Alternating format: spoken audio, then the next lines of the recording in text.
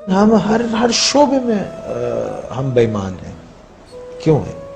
تعلیم کا شعبہ، اس میں سفارش اور سیاست ہے، سیاست کے اندر سیاست ہے، اور رشوت ہم لیتے ہیں، بے ایمانی ہم کرتے ہیں، جھوٹ ہم بولتے ہیں، دوسروں کو تکلیف ہم دیتے ہیں، دوسروں کے مالوں پہ قبضہ کر لیتے ہیں، یتیموں کا مال کھا جاتے ہیں، غریبوں کو تکلیف دیتے ہیں، مسکین مسافر محتاجوں کو ان کا حق نہیں دیتے، کسی کی مدد نہیں کرتے، اپنے لیے سب جمع کر کے رکھتے ہیں، اپنے سے آگے نہیں سوچتے.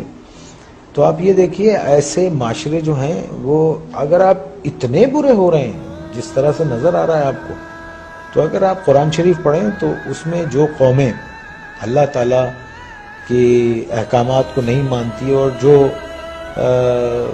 ان سب چیزوں میں نافرمانی میں جب بہت آگے چلی جاتی ہے، تو اللہ نے کہا ہے میں ایسی قوم کو تباہ کر دیتا ہوں اور پھر ان کی جگہ دوسرے لوگ لے آتا ہوں. اللہ کہتا ہے کہ میرے لیے یہ کام کوئی مشکل نہیں ہے. تو جو لکھ پتی ہے وہ کروڑ پتی ہونا چاہتا ہے، جو کروڑ پتی ہے وہ اربوں پتی ہونا چاہتا ہے، جو اربوں پتی ہے وہ اس سے زیادہ پیسے والا ہونا. ایک آدمی جس کی تنخواہ 12,000 روپے مہینہ ہے، اس کے گھر کے اخراجات 80,000 روپے کے ہیں. یہ کون سی سائنس ہے آپ مجھے بتائیے کہ وہ اس کو پورا کرتی ہوگی؟ اور یہاں 60% لوگ ایسے ہیں جن کی تنخواہیں اتنی ہیں، لمیٹڈ ہیں، اور ان کے اخراجات جو ہیں.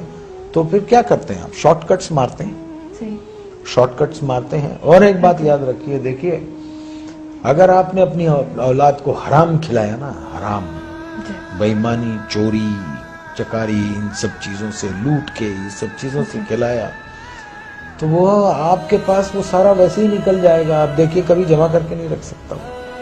اگر اس کے پاس رہے گا، جمع بھی ہوتا ہے، تو ایک ڈیزاسٹر ہوگا اور سب ختم ہو جائے گا. تو ہم کو ٹھیک ہونا چاہیے. ہم انسان ہیں، جانور نہیں ہیں. ہم کو صحیح ہونا چاہیے. ہم کو اس لیے دنیا میں نہیں بھیجا ہے کہ ہم دوسرے کے حقوق ماریں، چھین لیں لوگوں کو. 1200 روپے 800 روپے کے ایک موبائل کے لیے ایک جان لے لیتے ہیں ہم.